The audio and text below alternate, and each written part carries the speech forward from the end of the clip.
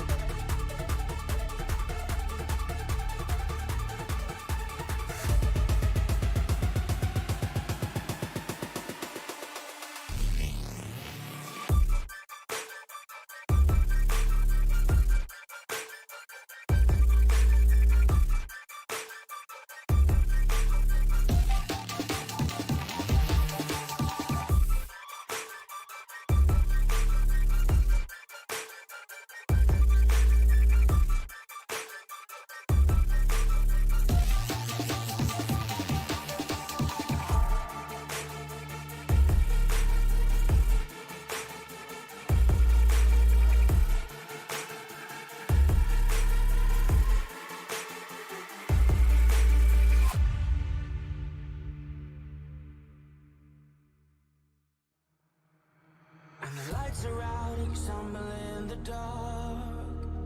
You kept pushing on, but then you went too far. When your ship has sailed and all your dreams are lost, everything is wrong, you feel like it's your fault. Just remember, I will be there for you, baby. Remember, there's nothing out there to get you, don't forget it. When life throws lemons, just call on me. Just call on me. Just call on me.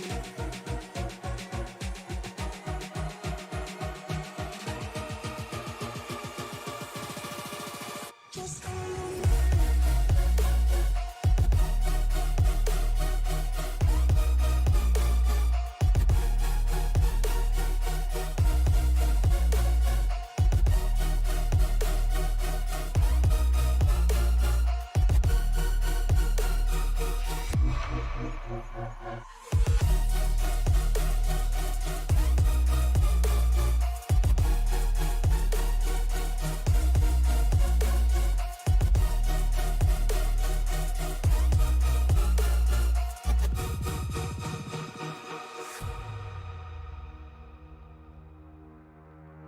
You're stronger now than you ever been. You gotta leave now, it's time to catch the wind. You will climb up high and look through the clouds. And when you're feeling low, I know you'll bounce back. Oh, and just remember, I will be there for you, baby. Remember, there's nothing out there to get you, don't forget it. When life throws lemons, just call on me. Just call on me. Just call on me.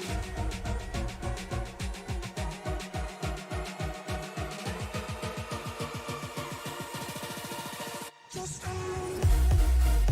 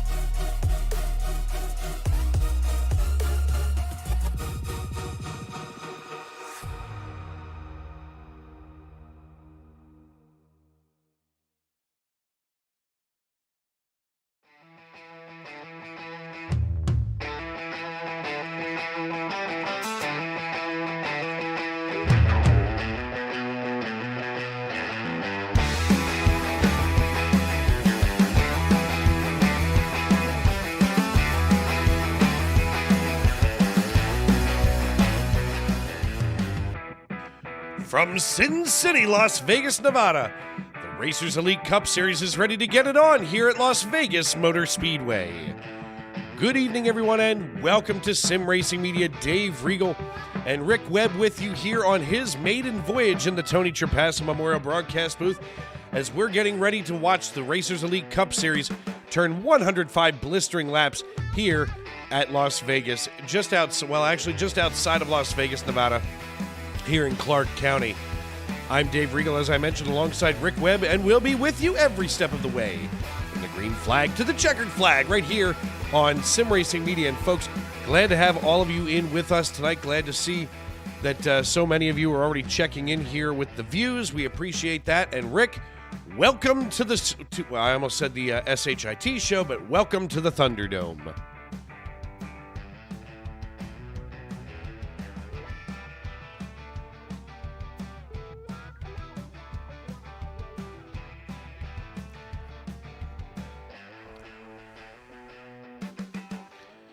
Yeah, you know, tonight we're going to watch some of the best racers, at least for my money, on the service right now. And, you know, what they're able to do here on Thursday nights is just incredible. It's what keeps me coming back to the booth every week. 73 degrees here under the lights, and it's a 75-degree track temperature, so plenty of grip going to be in the asphalt tonight for these drivers as they've got about 30 seconds left in qualifying. We're already about to watch them all grid up. Brandon Honeycutt has gone fast time already, as I see that some of us forgot to start trading paints, and I can't imagine who that some of us might have been, Dave.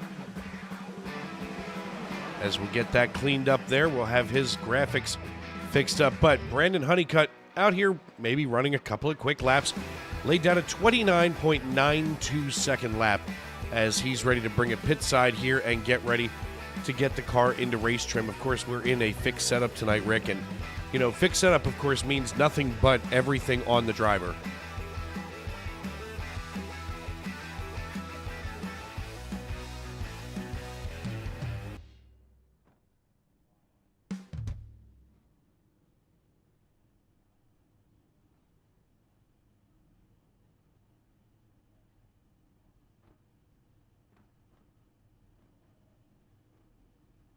Yeah, and, you know, sometimes if you look at it as I fix your audio there, Rick, now we get Rick on his maiden voyage.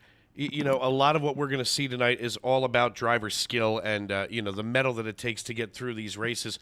As we hop on down here to the grid, Brandon Honeycutt, he's going to be our pole sitter tonight alongside of Troy Thomas. Ed Jurgen and Andrew Teft going to be in row number 2, while Truth Hoke and Lee Campbell in row number 3. Row 4 going to feature Kirby Wainscott and Paul Shaw out of Bethlehem, Pennsylvania. We see him here in the 25 Wind Creek Bethlehem Toyota Camry. Up next, we've got Brendan Wilcox and Curtis Ecker rounding out your starting top 10, while Shay Cox and Larry Koblenz are going to be in row number 6. John Ross and Dennis Kane in row number 7, with William Skinner in 15th position alongside of Diego Rodriguez. You folks know him from Tuesday Night NASCAR Truck Series Racing, driving the Honeybun Spirit Airlines number 84, and tonight he is in the 20 machine. Richard Ode and Alex Teft in row number 9, while Alan Bergen, our teammate here at SRM, is going to be alongside Nicholas Falsetta in 20th position.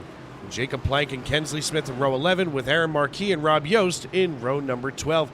And rounding out the rest of the field, our other teammate, my work wife, Mr. Matt Metler. He's going to have the 311 in 25th, with Eric Dodd in 26th, and Dave Mayberry starting shotgun on the field. Yeah, as the guys come out of here, turn 2, heading to the backstretch, one thing they're going to have to keep in mind is aero plays a big factor here at this track. It'll affect these cars, and with everyone's tires being new and cold, it's going to possibly create some chaos here in the middle of the pack. Yeah, chaos can be the name of the game, especially while the tires are cold. Once they come up to temperature, though, we should start to see plenty of that grip build in. The iRacing.com pace car lights are out. We're waiting for him to make the hard left turn down pit road. And that means, folks, you know what it is. The only thing that's left to do is it's time to wipe the visor and adjust the 5-point harness. Grandma, grab your honey buns, roll the dice, and settle in Race fans, it's showtime! Green flag in the air. Whoa! Green flag in the air, and already a driver nosed into the wall. Caution flag not coming out. Not sure what brought that on. That was Nicholas Falsetta going off track, as we're going to take a quick jump back here and see what happened. Falsetta here in the 27. It was the 19. Let's see if we can go back here to Curtis Ecker and see what might have happened with him. Here they were coming to green. Watch Ecker on the high side, that black, red, and white machine. And just as the green flag flies, oh, he got annihilated by the 48. Ay. Wonder if it's something to do with maybe either missing a shift or getting too slow to go through the shifts. Definitely an entire possibility. While all of that was going on, it's lap number 2 as we stayed green. Brandon Honeycutt with control of the field. He was our pole sitter a moment ago, and he still is up front as we work lap number 3 of 105. Drivers probably we know a lot of these drivers are going to try to make this in as close to a 2-stop race, or 1-stop race, that is, as they can. Pit stops probably somewhere between lap number 40 and 60, and if they can squeeze it all the way to 55, they can absolutely do this on 1 stop. We'll see that happen later on tonight as they're nearly 3 wide. We go to widen things out here in the blimp camera.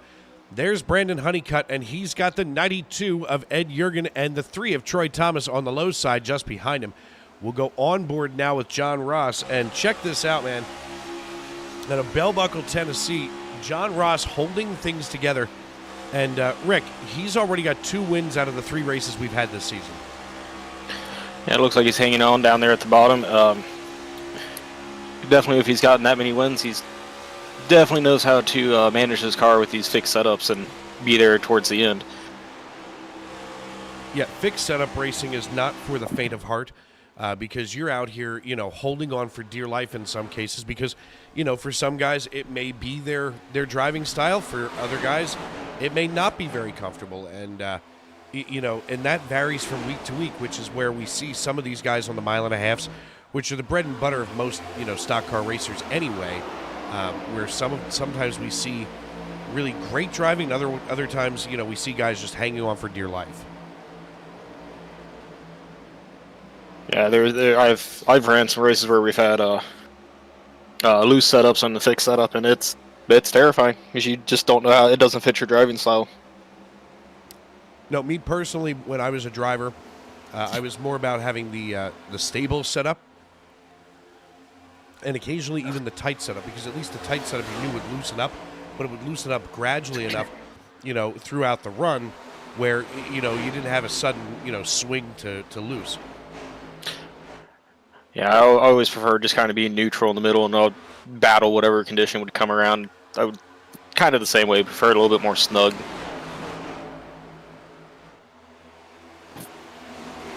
Watching Shay Cox here to the inside of Lee Campbell up in here in the 60, and Kirby Wainscott on the high side of the 10. All of a sudden, we're starting to see some of these drivers find their identity on the racetrack tonight. All of a sudden, wow, watch Truth Hoke here in the 55. He suddenly decided to take it 3 wide and battle it out with Brendan Wilcox and Lee Campbell. Watch Brandon Honeycutt as well. Now, Honeycutt was our pole sitter, and he now runs back in 9th position. He may be trying to save some of that car for later on in the race, as Ed Jurgen has now been knighted the new race leader here tonight, as he's got about 0.6 of a second over John Ross. And with him getting that big of a run, he's either got a car that handles a lot better than the rest, or has the way it feels is a lot better, or the guys behind him are just maybe trying to save a little bit of tire, especially like Brandon Honeycutt. Sometimes it's easier just to hang out back, let everybody else kind of wear their stuff out first. It's kind of where probably some of the guys in the back are just milling about, chilling there. Well, and you're going to see a lot of that tonight in the Cup Series. I mean, these drivers, some of them are racing, 3 and 4 nights a week together. So they know each other very well. They know where one another's weak spots are. And believe you me, they will, make those adjustments. They will make those turns where all of a sudden you realize, oh, he knows the play. He knows the play.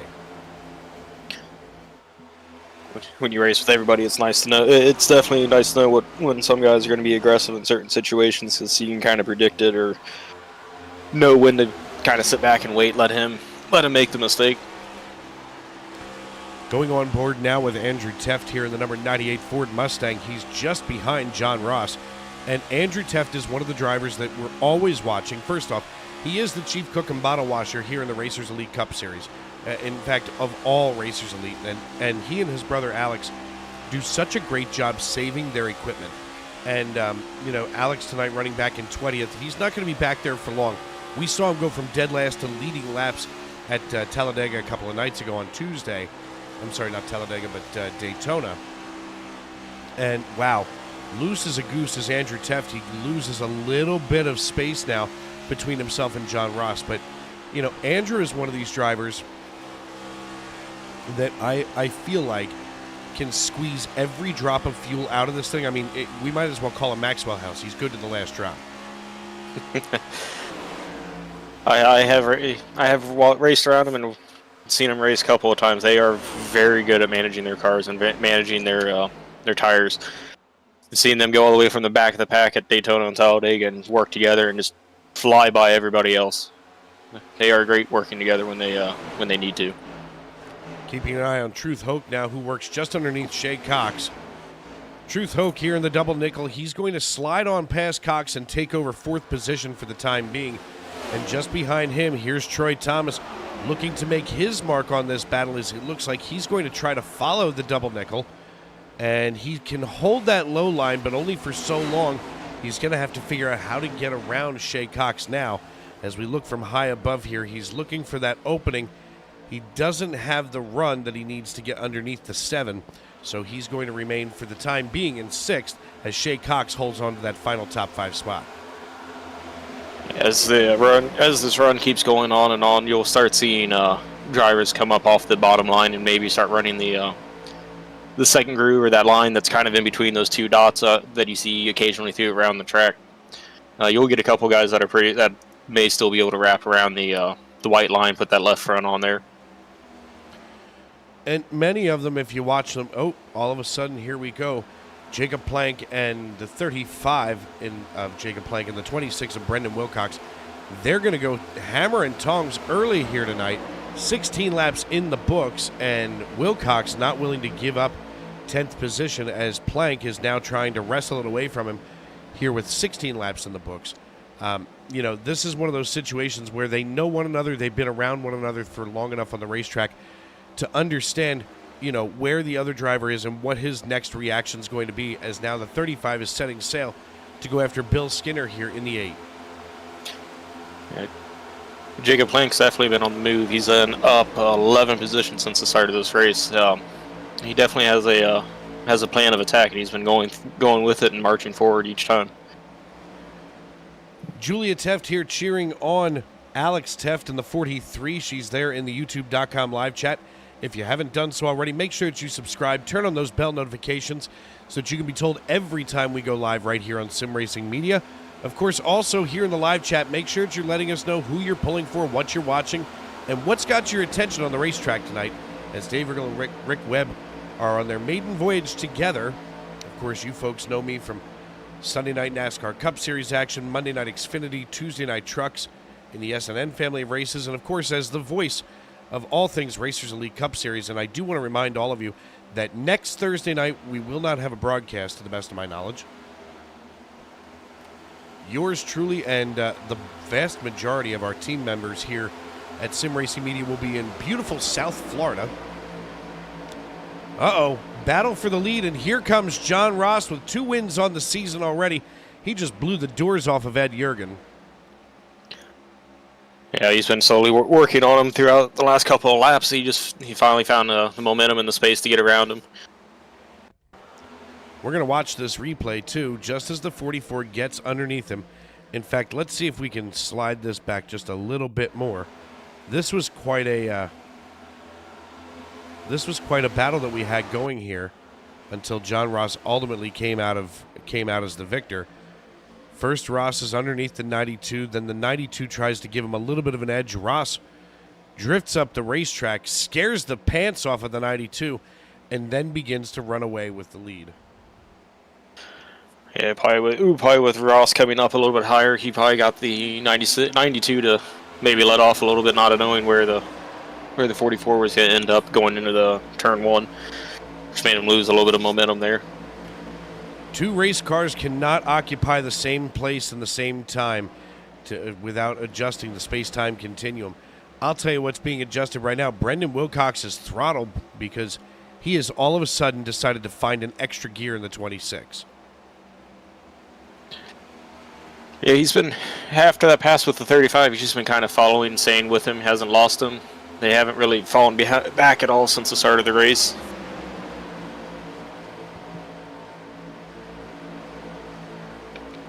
One of the closer battles on the racetrack, Aaron Marquis trying to chase down the 311 of Matt Metler. Now, Metler started in 25th position, and my work wife, the other voice from Sunday Night NASCAR Cup Series action right here on Sim Racing Media, he is suddenly drafting up to the rear of the 4, that's Dennis Kane, and making it look just that easy. He was able to take some of the air off the rear of the 4.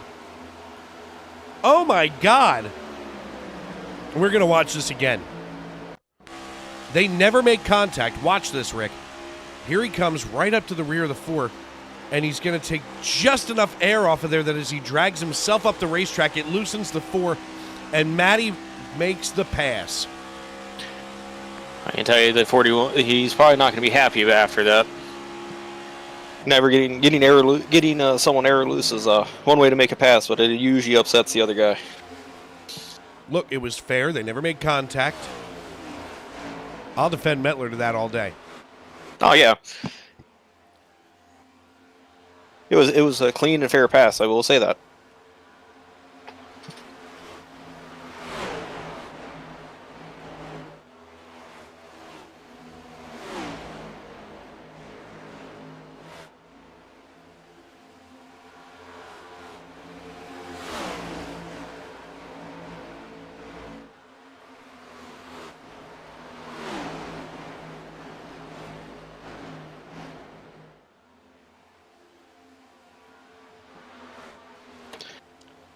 Yeah, sometimes you can get work the bottom line and keep even with the car to the outside, provided that they are keeping about the same momentum together.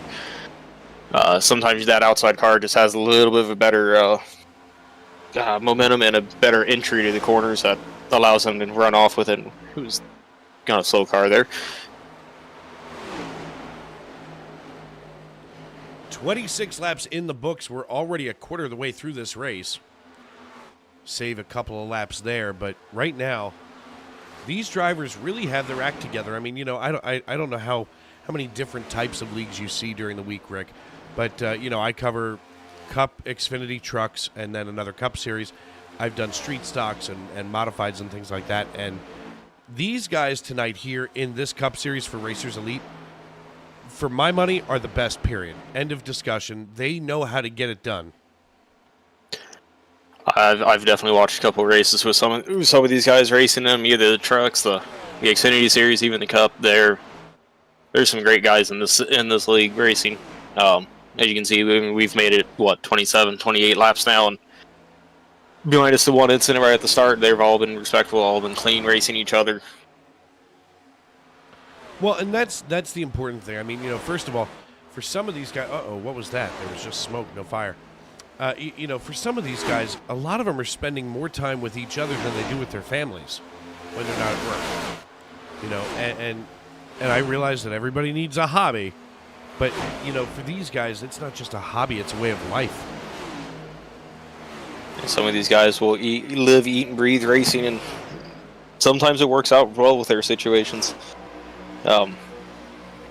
And it shows with some of the guys that have had the chance to maybe practice a little bit more with the setup that's at this track right now. But no one's like running away with the race either, so it's not one-sided really with one driver or another.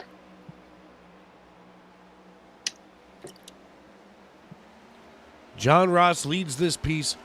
He's got Ed Jurgen, Andrew Teft, Jacob Plank, Truth Hoke, Troy Thomas, Brandon Honeycutt, Brendan Wilcox, Lee Campbell, and Diego Rodriguez. That's your top 10 tonight here at Las Vegas Motor Speedway.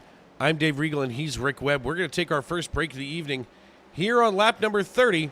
And when we come back, we'll see who's leading, and let's hope to goodness that it's somebody exciting.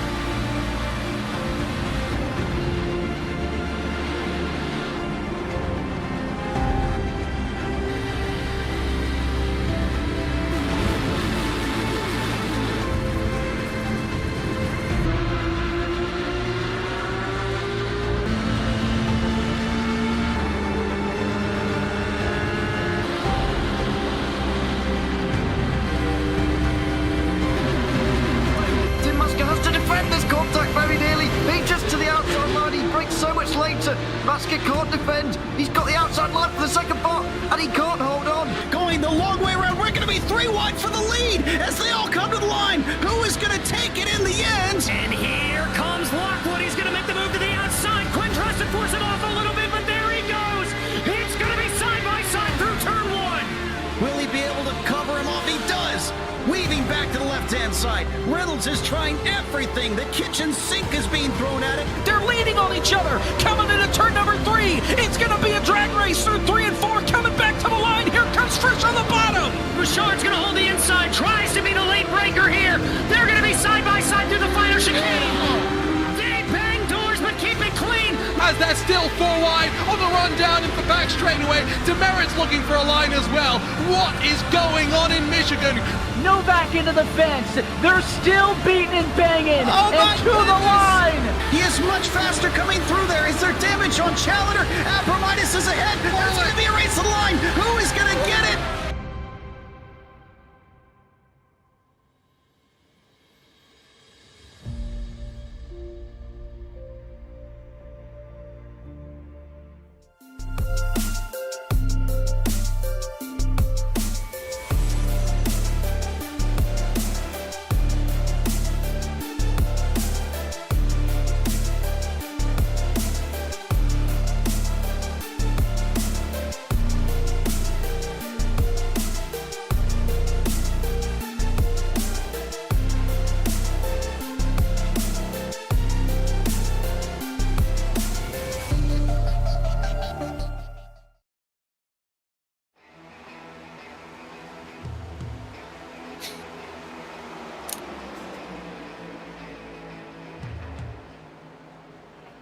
Welcome back to Las Vegas Motor Speedway. Dave Riegel and Rick Webb with you here in the Tony Trapasso Memorial Broadcast booth. We want to welcome everybody in as we are on lap number 36 of 105. Green flag pit stops are underway. Here comes John Ross as he's going to be the first to blink. Rick, I don't know if I would rather be the early car to come in or the last car to come in. That's always a tough decision. Being first, you just got to hope to God you don't make any mistake. Otherwise, you're going to get mired back there in the back with everybody else. But if you don't do it soon enough, you're just going to get left behind. But you may be fresher tires, but you're going to burn them up trying to stay with everybody. Yeah, it's always the guys with the fresher tires that if we go to overtime or something to that effect, they're the ones that really benefit, from the late pit stop. At the same time, you're either end of the spectrum is gambling. And it sounds like Jacob Plank is also going to be coming down pit road. As I was mentioning before, folks, next Thursday's race, I do not believe, unless somebody's covering it that I don't know, will not be aired, only because the SRM team will be down in beautiful South Florida in Miami. Oh, the 7 goes sideways. Let's see what happened here. That was Shay Cox coming out of turn 4, trying to get himself slowed down And he does, just woof, barely avoiding that black flag. But the SRM team going to be in town for the Homestead Miami race. If anybody's going to be down there at Homestead Miami, reach out to us either via Discord here on the YouTube.com live chat. Let us know where you're going to be. We'll hook up. We're going to be creating all kinds of live content. And I'll tell you what, I'm excited. This will be another year for me down in Miami.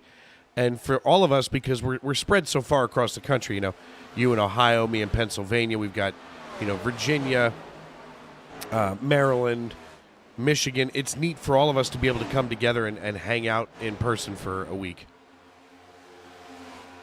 It definitely is, especially being able to put voices to faces or hang out and just hang out and watch a race.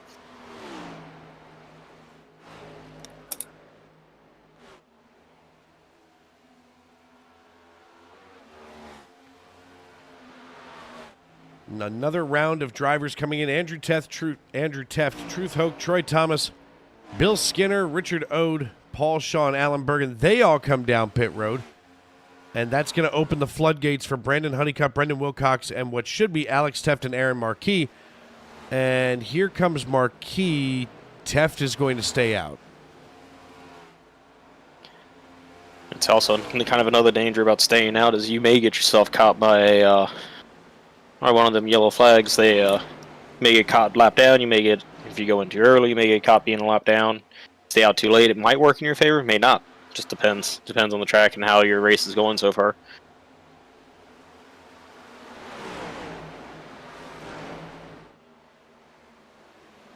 Now I do have to disclaim. There is a disclaimer here about the trip to Miami. Ordinarily, I would be more excited than anybody to be down there in South Beach. Don't get me wrong. It's gorgeous. Cigars, beer, cervezas, if you will, cafecito. But there is nothing like my very special honey bun here at home that I would much prefer to be cuddled up with. However, she is not coming to Florida. Thus, I will miss her. So for those of us who give a damn about the people at home, I'll miss them. I will miss her. But otherwise, everybody else is really excited to be down there in Florida.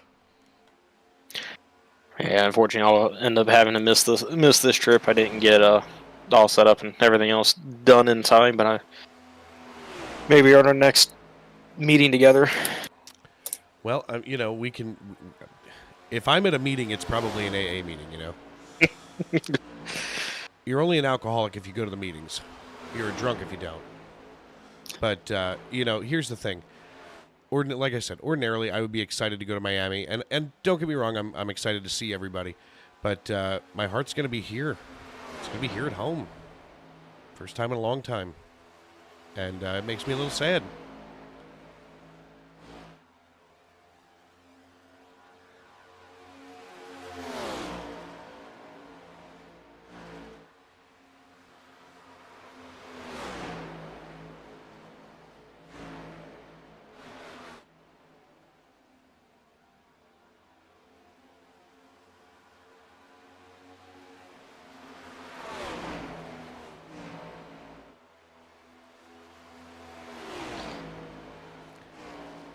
Looks 45 like laps in the books. We're going to be 60 to go now. John Ross has taken the race lead back after being one of the first cars to come down pit road. He and Ed Jurgen came down together. The Jurgen's lawn care number 92 Chevrolet Camaro. I almost said Silverado. The worst part about switching from stock cars to stock trucks is it's a Chevrolet Silverado in the truck series. It's a Camaro here. It's a Ford Mustang here. It's an F-150 there. Yeah, once you say it enough times, you'll definitely mix them up from time to time. I've done it a couple of times in a couple of different broadcasts, especially going from trucks to Xfinity and then bouncing around to some dirt races here and there.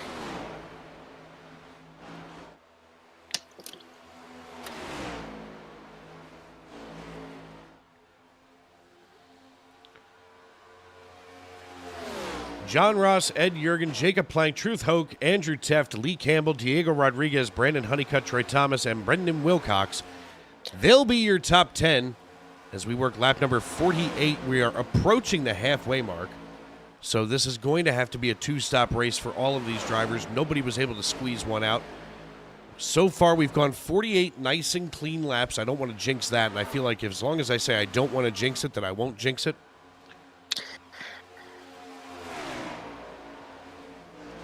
As long as we don't have one, it won't breed more. Looks like everybody's just kind of staying cordial and racing each other, staying in line, maybe trying to save their stuff. Doesn't look like the air is affecting everybody too bad, going around behind each other, like watching the 92 of Ed Jurgen behind the John Ross Ford Mustang there. Everyone's kind of staying together, not all over the track. Yeah, we've got some nice little groups here, to your point. I mean, you know, Lee Campbell here in the 60. He's just ahead of Diego Rodriguez and Brandon Honeycutt. Now, Honeycutt was our pole sitter earlier on tonight. And these three drivers have basically been hanging out, maybe just making this a simple battle.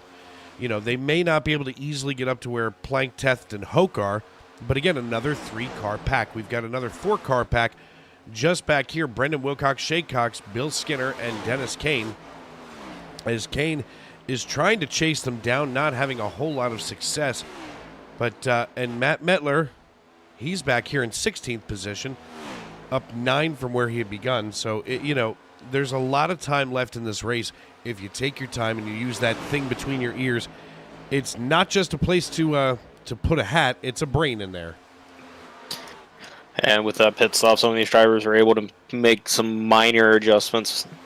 Maybe help the car not be as tight or as loose as they were expecting in the race. Some guys are probably just hanging back, trying not to burn up tires. Not quite yet, anyways, until they get a little bit later in the run. John Ross and Ed Jurgen starting to heat up here as Jurgen is starting to peak to the high side on entry and then dips down to the low side. He's suddenly using a lot more of this racetrack. That's generating a lot of momentum here on the 92 out of Mullica Hill, New Jersey. And it looks like maybe Ed's going to have some kind of success. Maybe a little bit. You can't even hear the tire squeal right now. That's how good he is with this car. Looks like he's backing his corners up a little bit to get a better corner going, so he has better momentum coming off.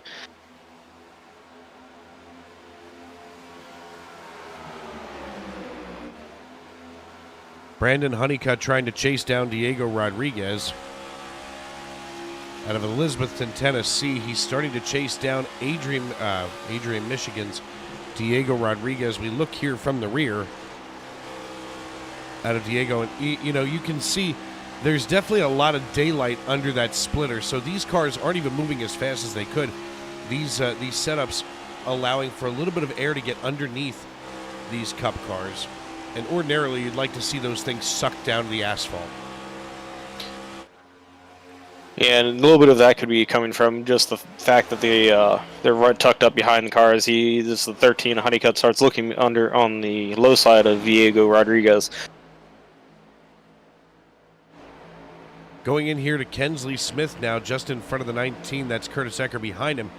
Dennis Kane just ahead. Kensley Smith, though, one of the longtime drivers in this league out of Tarboro, North Carolina. We're starting to see him close in now on the 4 as we go on board the Napa Auto Parts Chevrolet Camaro. And now he starts to look here from the high side.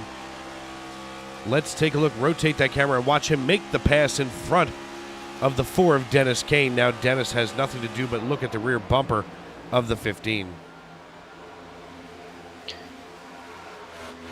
15 kind of passed him like not necessarily like he was sitting still. He just had a little bit more momentum going through the corner. Kensley definitely has ran around all the different cars that racers run, and he definitely can manage his car and get up his vehicle and get up to the front pretty quickly if he hits his rhythm right. That's a true story, as Shay Cox is going to watch William Skinner here in the Budweiser number 8 move on past him. Now Cox is going to take over 12th position as Bill Skinner has now stolen away that 11th spot. As he's up 4, he qualified 15th, and he's making a quiet run toward the front, but so is Jacob Plank. Now, Jacob Plank is our biggest move of the evening up to this point, 17 positions to the good, and currently running in 4th position. One of the things that I'm interested about for Miami next week is I just reserved my my race radio today. It'll be the first race that I go to with a race radio. Have you ever had that experience? I have Kentucky Motor Speedway just down south of me here in down in Kentucky. It's I've rented it once. It's definitely a different experience to be able to sit there and listen to your different drivers and different crew chiefs, and sometimes the officials talking if the channel scans quickly enough. Yeah, I'm anxious to hear, some of the in-car chatter. I want to hear what the spotters are saying. And of course, when you're at a place like that, they have MRN blaring through, stadium speakers. But listen, when these V8s fire off, you're lucky if you can hear your own self breathe or think. You're not wrong. I got to experience these cars in person at Bristol Motor Speedway when I went to go watch the Xfinity race. They were doing their qualifying run before, and it even though it's a Coliseum, it's deafening. It can be deafening at times. The first place that I ever saw a race in person was at Dover. So, concrete bowl on a beautiful sunny day, and oh my God, like your stomach, the reverberation is so strong that your stomach is vibrating. It's great if you have gas and you need to get rid of it and you just need to shake it out of you. It was definitely a different experience hearing them. I've gotten to hear the Gen 6 at Kentucky. I've gotten to hear Gen 7s at Bristol. They're so throaty. Yes, they are very throaty. They're very growly throaty. The neatest experience last year was getting to be within arm's reach of Dale Earnhardt Jr. Jonathan Leach and I, of course, our boss man here at Sim Racing Media, we were on pit road. We had our VIP passes, and we're down on pit road for the Xfinity race, which we weren't supposed to be. We only had the VIPs for pit road for trucks last year. That'll be different now. But we decided we were going to just shoot our shot and start working our way up pit road. I was the next person in line, the second to next person in line to get Dale Jr. to sign something. And I didn't know what I was going to have him sign besides my chest and then quickly go have a tattoo. But, which I have no ink, and that would have been my first, and it would have been totally worth it. But anyway, so just as they're getting ready for, pre-race ceremonies, the invocation, national anthem, blah, blah, blah, the PR guy with Dale Jr. is like, okay, everybody, back it off, give him some space, time to pray, get his helmet on, blah, blah. So just as Dale's turning around, this guy in front of me holds out this nasty, dirty blue and yellow Wrangler hat. And he just reaches out in the most southern of southern voices. Hey, Dale, will you sign my hat? This is my daily. Hey, Dale. Oh, and Dale Jr. turns around. He sees the hat. You can see in his face the emotional connection that he has to that blue and yellow Wrangler brand. From when his dad when he was a child, Yep. And he grabs the marker from the PR guy and he starts walking over. And the PR guy was kind of like, hey, like I told you no more. And signs the guy's hat. And I'm like, crap. If that guy wouldn't have been there, I'd have said, hey, Dale, sign my nipple. This is my daily nipple. The luckiest I've gotten was to get Kevin Harvick's signature. He was at Kentucky at his trailer, and he was doing it for his fan club. And I stood on the outside, and he was signing things as he was going back by to go behind the trailer to leave. The only thing I had was tickets. The tickets for the race. That was the only thing I had with me, and it's one of the reasons why I like having physical tickets instead of digital tickets. Just you at least have something that's signable. Yep.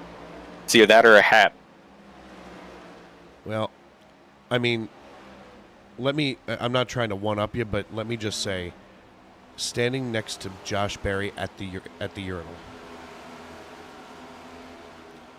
Yeah. NASCAR does something better than almost any others. Wow. The 3 gets loose coming out of 4, and Brendan Wilcox just blew the doors off of Troy Thomas. Going to the bathroom, And there's Josh Berry at the urinal next to me. You know, fire suit down to his waist. So I, proceed to drain the dragon, do my job, finish up, wash my hands, and now I'm standing there. Because what do you say while you're standing there, peeing? You don't want to bother him. First off, even in normal circumstances, I don't want to be bothered at the urinal. Let me finish my business. This is a personal trip for myself and I. And then I'm thinking to myself, this is Josh Berry. He just wants to pee too. He's a normal person, So you come out, there I am standing there. And he just, hey man, thanks. Hey, listen, like he was saying thank you as if, thanks for not bothering me while I was pissing. Yeah. But, I think NASCAR does something better than almost any other sport in the world as far as fan interactions with the athletes. There's a very gray line. Hey, Josh had to pee, and he was too far away from the trailer to go do it. Yep. Oh, look, a bathroom. I'm saved. I mean, just every driver in the sport they're just everyday humans. Everybody wants to be. It's nice having the recognition, but they also like having their moments where they're being recognized and going to do stuff, but also just, hey, let me do what I need to do, and then I'll come back to you. A lot of them will appreciate you just giving them a moment, not gushing over them and being all over them like instantly. Oh, absolutely. And I've gotten to know Parker Retzlaff from the Xfinity. Uh-oh, caution's out. Uh-oh. Something happened with Mettler. That's not good. Let's see what happened to old Matty. Oh, Matt, you can't go there. You can't go there. Hey, Matt. Let's back this up a little bit further. Hey, you can't park there. So here's Matt coming out of turn 4.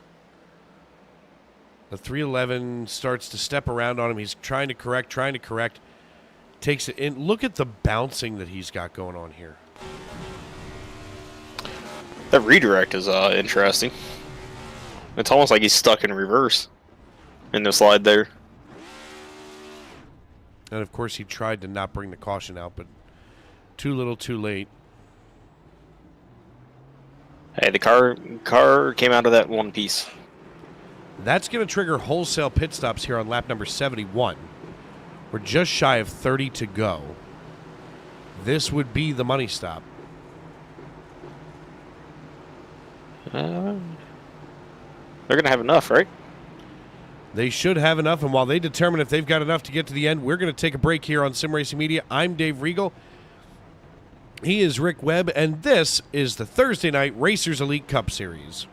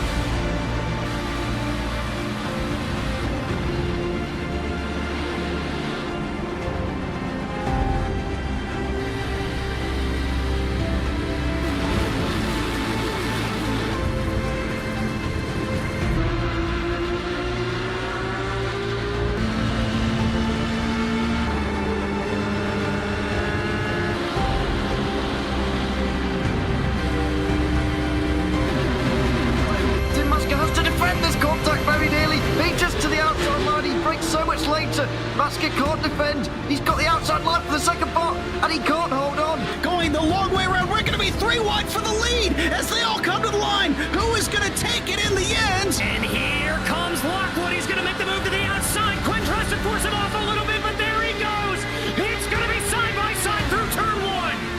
he be able to cover him off? He does!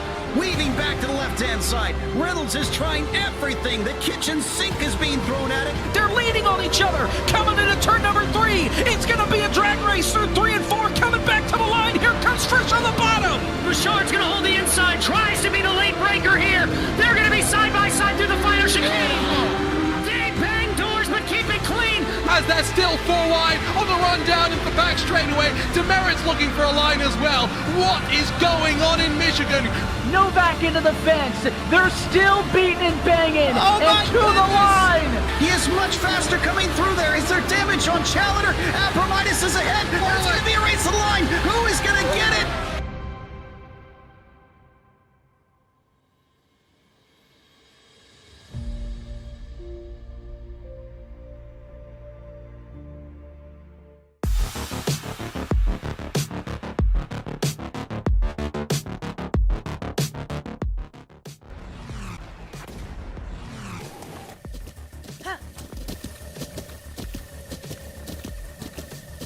With the Butt Kicker Gamer 2, what you see and what you hear is what you feel.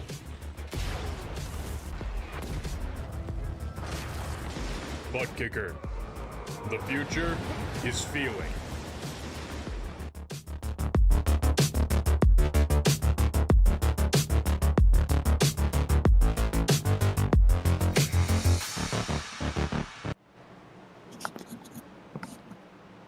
Welcome back to Las Vegas Motor Speedway. We're here on lap number 74, about to be 30 laps to go.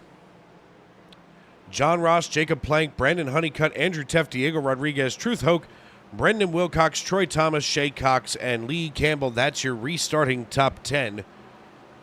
Here in the Racers Elite Cup Series, Dave Regal and Rick Webb with you here in the Tony Trepasso Memorial Broadcast booth, just outside the city of brotherly love, Philadelphia, Pennsylvania.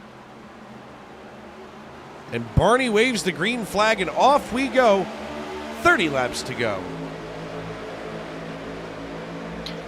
You got John Ross on that 44 car. Got a great start going in 1 and 2, leaving everybody else behind and battling 2 wide.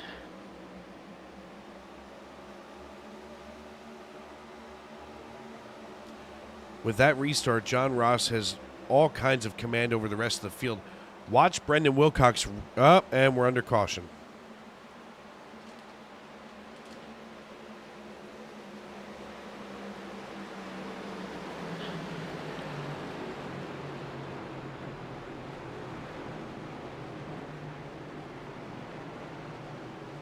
Unfortunately, we've had cautions breeding cautions now, unfortunately.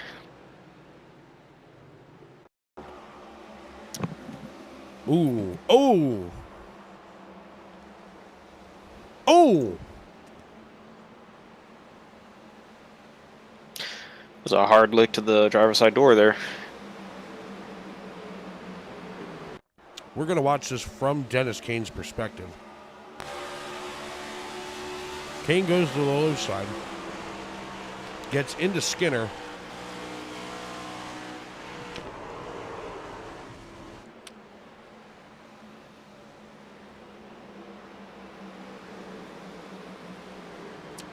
Good Lord Jesus. And poor Kinsley Smith had nowhere to go. He just had a car in his lap as soon as he came around. Well, here they go. Kinsley Smith can see what's going on in front of him.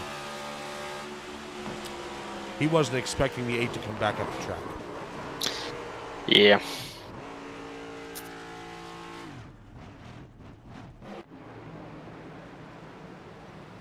Well, we said it earlier, cautions breed cautions.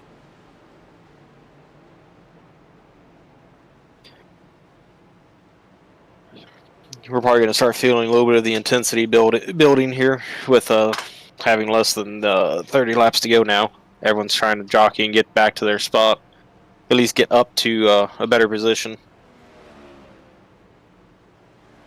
Well, and not only that, but, you know, if you really look at it here and you really try to compare apples to apples, you know, everybody came down on lap 71 for fuel. There may be some drivers that we're going to start to see cycle that ignition to try to save as much fuel as possible. God forbid we should go green, white, checker.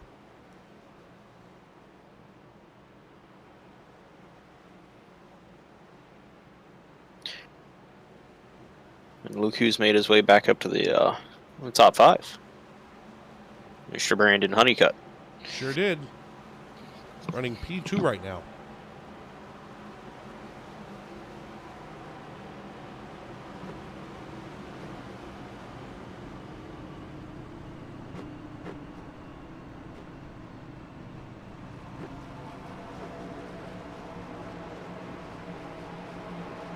With about 20 laps to go, what do? Do you get anxious getting ready to go take the green flag and try to make up more ground, or do you bide your time for a couple more laps?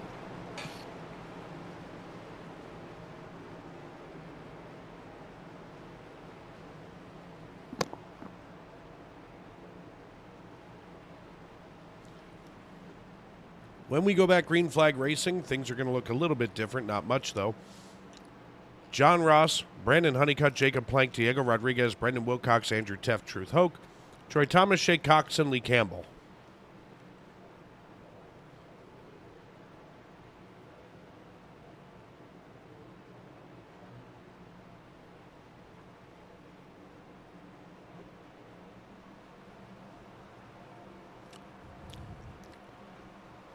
Alan down there on the racetrack trying to talk people into changing their paint schemes.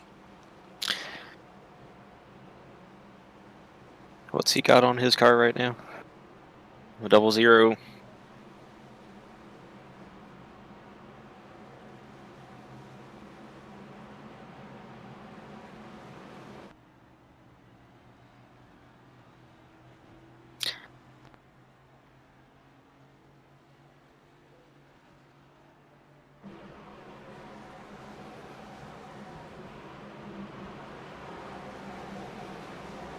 My mom's a breast cancer survivor. My grandmother is as well.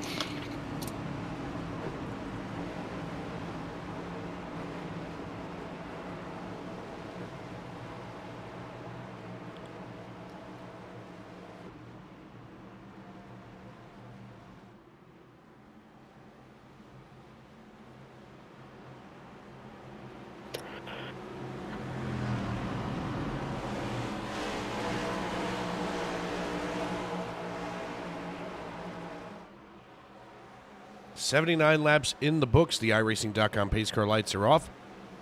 Here in the closing laps of this piece.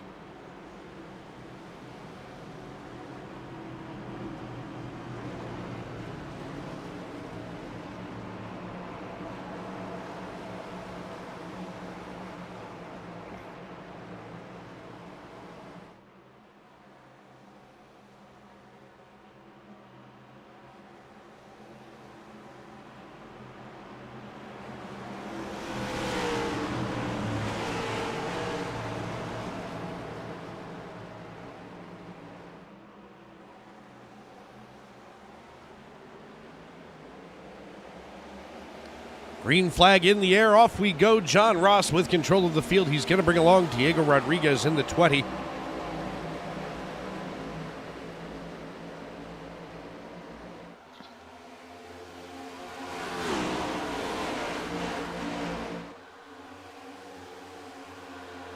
As they enter through, you're going to have 13 of Brandon Honeycutt hanging strong there with Daniel Rodriguez in the second spot, and the 35 of Jacob Plank. And the 26 hanging right behind him. Those two have been pretty much behind each other, chasing each other most of the night. 81 laps. Here's the 13 of Brandon Honeycutt. As we go on board with the Elizabethton, Tennessee native, he's drafting up just behind the 20. He's going to maybe try to nose underneath, but the 20 goes first, so he's going to maintain this line. Now the question is, does Honeycutt try to swing himself down and under, or does he just try to match the 20 step for step for the time being until Diego makes the inevitable mistake? 29.83 for Truth Hoke. He just laid fast time down here in the double nickel out of Hickory, North Carolina.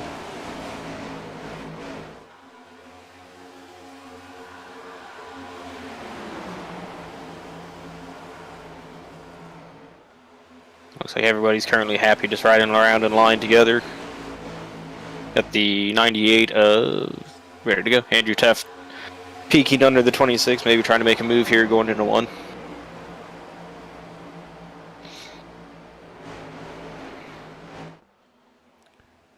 John Ross leads Diego Rodriguez, Brandon Honeycutt, and Jacob Plank, and Brendan Wilcox. That's your top 5.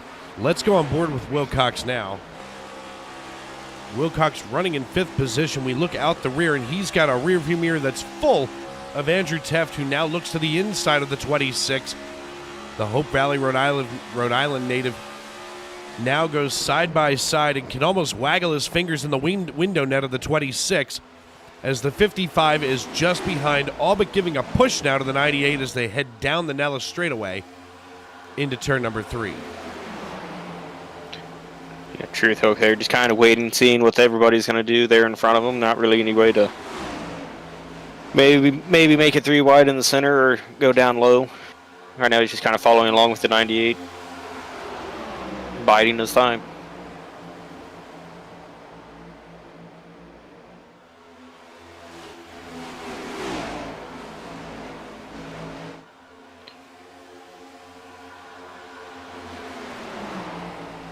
I'll tell you what, over the last 2 years of calling this league, I love watching Truth Hoke do his thing. Truth Hoke and Andrew Teft are 2 of the most entertaining drivers in this sport, for my money. Truth Hoke kind of hangs out, lurks around, and makes the move when he can. He doesn't try to force the issue. It's kind of like a quarterback who throws the ball into double coverage thinking that he can thread the needle. Truth Hoke is never going to take those chances like that. He's always going to make a measured move here on the racetrack. It's always something that he's thought about or planned out over a series of laps, as we're now 20 to go here at Las Vegas Motor Speedway. Some of the races that I've been in with him and some of the races I've watched, he's very much methodical. He doesn't, like you said, he doesn't force the issue. He'll make the move when you can. He'll wait for you to make the mistake. Sometimes he got me to make a mistake going and racing in a little harder and burn my stuff up or go up the track, but that's just hard racing.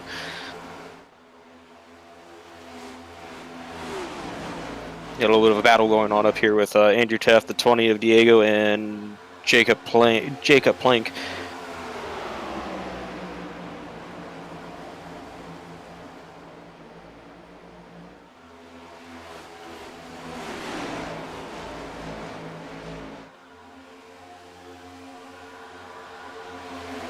The 26 is all over the rear right now of Jacob Plank, and now Plank slides in just ahead of the 7 of Shay Cox. The interesting thing is there are some leagues where when you look at these drivers, if you look at where Diego Rodriguez is here, right in the middle of this little 5-piece and some scrim, you would think one bad move and it's all over for everybody. But these guys are good enough that, even look just here in the bottom of your screen, the 55 nearly making contact with the 35. They're able to keep it nice and clean and keep these cars on the rails. It's definitely a lot of experience racing with these cars, knowing what they can and can't do, how close you can get to your fellow competitor, racing along with them for a long time. Having that trust that they're not going to do something erratic where they go up to the wall and then come flying back down.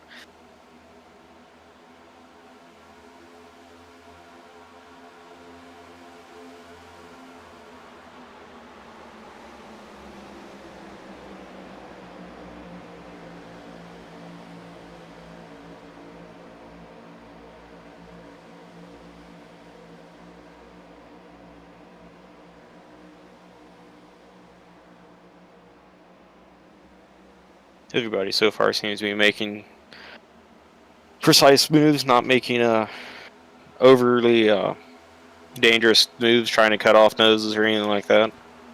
No, it looks like everybody, my sister and I talk every day on the phone, and the last thing she says to her dog before they leave the house is make good decisions, and I feel like everybody is doing just what my sister tells her dog to do. Make good choices.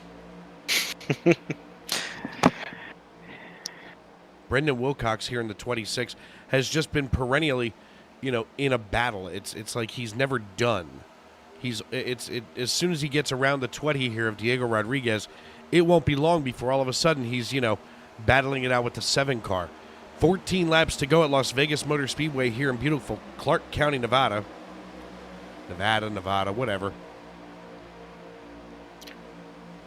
The place with entertainment capitals of the world. The place with a bunch of sand. There is a lot of sand there, yes. I have heard of this sand you speak of. They also have a world-famous pawn shop that I would love to go see. The Clark County Museum, where the Beard of Knowledge works. Never heard of that one. Have you ever watched Pawn Stars? Yes. Mark in the red shirt and the hat. Oh, yeah. He's the Beard of Knowledge, and he was one of the curators at the Clark County Museum. Nice. I did not know that. And now you do. The more you know. Yeah, we should. You know what? That's something we should be doing every day on Sim Racing Media. The more you know. Drop a little tidbit of random knowledge. And I've got plenty of it. Random knowledge is one of my favorite things, to be honest. I know way more stuff about things that I've never messed with than I actually do, than of the actual stuff I work with.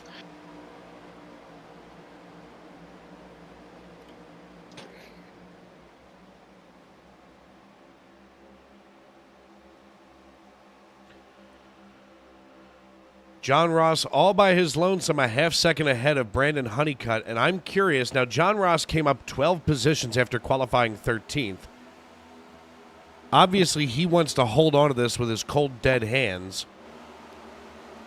He's not back, he's not back here exchanging paint like the 92 and the 15 are. But you have to start to wonder what's going to happen here as we go on to the lap time segment. Now look at Honeycutt here. Now, for every lap that you see Honeycutt in red, that means that he ran slower than Ross. At what point now, with 10 laps to go, does Honeycutt decide it's time to, find that extra gear?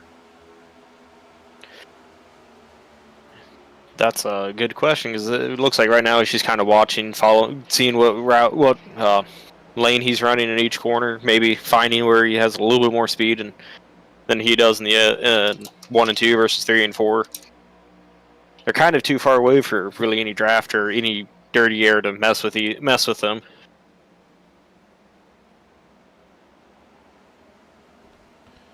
Let's see if they do this one more time. 8 to go. And it looks like Honeycutt is just falling off from the pace that Ross is setting. So this may be a dead issue, so to speak. Meanwhile, Aaron Marquis back here in 14th position. Check out the 41. He's going to be battling it out with Bill Skinner, and now just ahead of Troy Thomas in the 3. 841 Trey. And Leroy Koblenz exactly where he started this race, running in 12th position. Sometimes you just need a calm race to get the points that you need. Some of these guys probably just wanted one of those types of races to help them get along, or maybe make up a points gap somewhere in the points. Hey, I love point strategy racing. I think it's incredible to watch these guys go at it the way that they do. As all of a sudden, side by side go the Budweiser and Sim Motion machines. Whoa, contact there. The 8 bouncing off the left rear quarter panel of the 42, and the 42 scurries away quickly. He doesn't need to be near anybody making poor decisions at this point in the race, as Brendan Wilcox runs in 5th position, holding off Truth Hoke in the 55.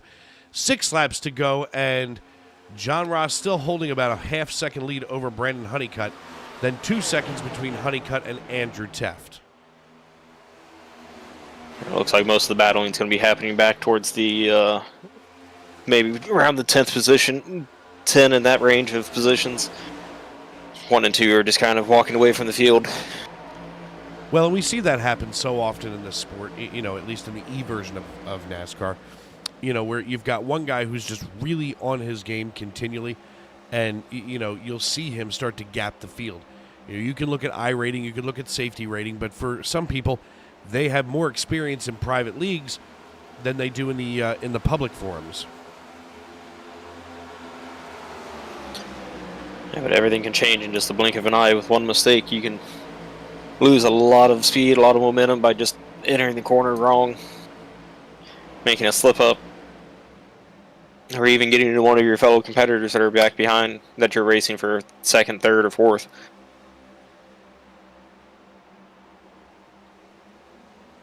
Well, that's the truth, as John Ross now leads Brandon Honeycutt by just 0.4 of a second. All of a sudden, Honeycutt does turn on the afterburner with 3 laps to go.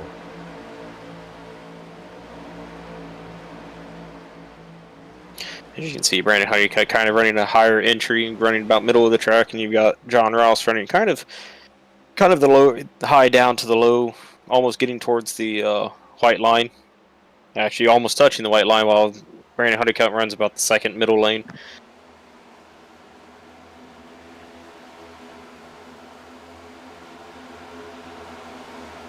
The popsicle sticks go in the air. We're 2 laps to go. Watching Shea Cox about 0.3 of a second behind Diego Rodriguez.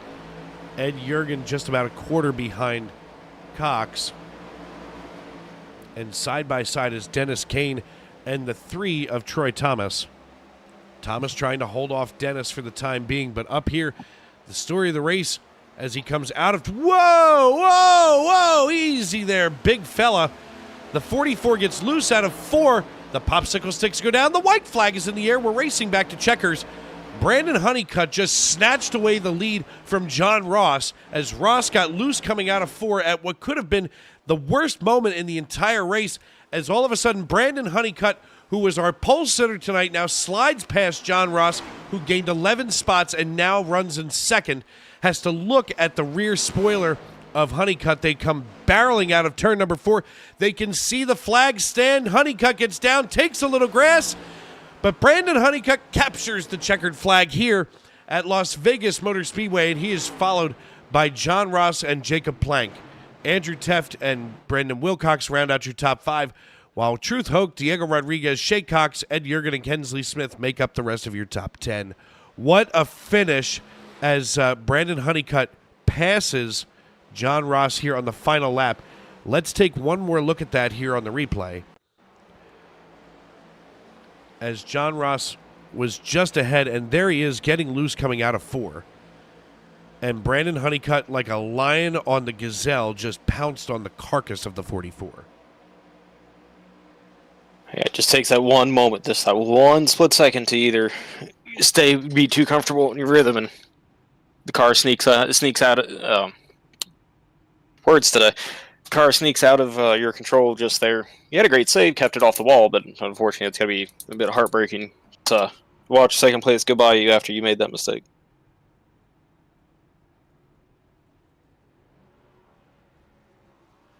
With Brandon Honeycutt taking the win up here and out on the front stretch celebrating right now. He'd been the pole sitter, dropped back, I want to say almost close down to 10th, 12th, and just quietly worked his way up to the top. And once we were in the got our caution there, we found him in second place. Without a doubt. We're still looking for Brandon Honeycutt. I don't see him in Discord. So you're going to lead us off now tonight with our third. We'll go 3, 2, 1. Let's get a hold of Jacob Plank as he finished third this evening. Rick, I believe you have Jacob with you now. Hi, Jacob. Rick with you here in the booth. How are you doing? Doing good. How are you guys doing? We're doing good. Good. Put on a decent show there, going for gaining about 18 positions from the start of the race. Kind of quietly stayed back there in the in third place for a while. We got up there, I think, second for a little bit. What did you think of your race? It was pretty good. I should have qualified. I just like starting at the rear. I don't like to be in the hornet's nest, like right in the middle if I start qualifying. But definitely should have qualified. But I mean, it is what it is. I think I finished where I was supposed to finish. I think I was a third to fifth place car. So the guys around me, we were racing pretty hard there. It was pretty clean and fun. So yeah, good race. I really enjoyed it. I'm glad you seem to have fun there. Qualifying can be definitely important at some tracks. Yeah, for sure. I mean, this one, it was hard to tell like when you wanted to push it, when not, because you just start to lose the right rear about 12 to 13 laps into the run. Is there anyone you want to thank on the stream here? I guess just the guys I race with every week on the team, and the broadcast, and all the guys who put these races on for the league. Alrighty, that is Jacob Plank, driver of the number 35 Ford Mustang, finishing third. All right, thanks, guys.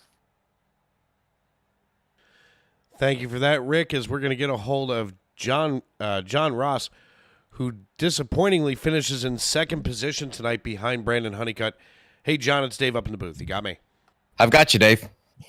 Buddy, listen, I thought you had this thing all wrapped up with just one big bow on it, like the Lexus commercial at Christmas, and you got loose coming out of 4, and my heart just exploded into a million pieces.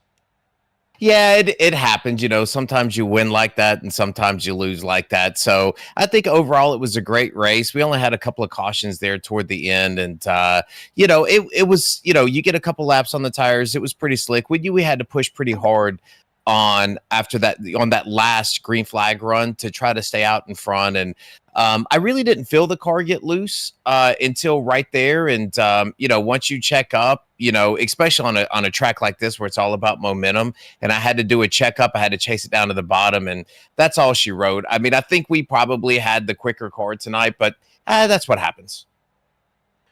Yeah, I feel like that's probably the best attitude that I've heard from anybody finishing in second, especially, who gets that disappointing wiggle coming out of 4. I mean, what a great attitude you have, man, because I know right now if I were you in your shoes, I'd be spitting bullets. No, I mean, listen, we win races and we lose races. And I can tell you come next week at this time, we'll be running again and we got another shot at it. So, congratulations to Brandon. He was in the right place at the right time. He ran a good race and, we'll go back and I'm sure we'll be in that position again to get a win. Absolutely, my man. Well, listen, congratulations on the P2 finish. Before we cut you loose tonight, who do you need to thank and who helps you get it done on the 44 tonight? Yeah, Dave, I appreciate it. And first of all, I want to give a shout out to you all. And I'm new to this series and to this league, but I've been watching it since I've been here and really impressed with your broadcast. So for that whole broadcasting team, so we certainly appreciate that. Andrew for putting the league on and the Racers Elite League. And if you need somewhere to go, this is a great one to do it. I want to give a shout out to my Sim Motion teammates and Leroy Koblenz is, he had a kind of a tough night tonight, but want to give a shout out to him because he's always in the chat. We're talking strategy and things like that. And last but not least to my sponsor, and that's Sim Motion, US Sim Motion. So if you need anything related to racing and sim racing, go there, check it out. Use code 802 to give you 5% off. All right, brother. Listen, we'll catch you next week. Actually, we'll catch you in 2 weeks. I will, at least, as I'm off next week. So good luck next week, and we'll see you in 2. Yeah, thanks. I appreciate it. That the voice of John Ross. Looks like Honeycutt never came in for an interview, so I believe that is going to wrap up our evening here in the Tony Trapassa Memorial Broadcast booth. Rick Webb, what a great run we had tonight. Yeah, it was a great time watching these guys go around. Most of them being respectful, some great racing, great passes. We definitely had some eventful stuff happening during those. Like I brought out the caution, but for the most part, it was a clean, calm race.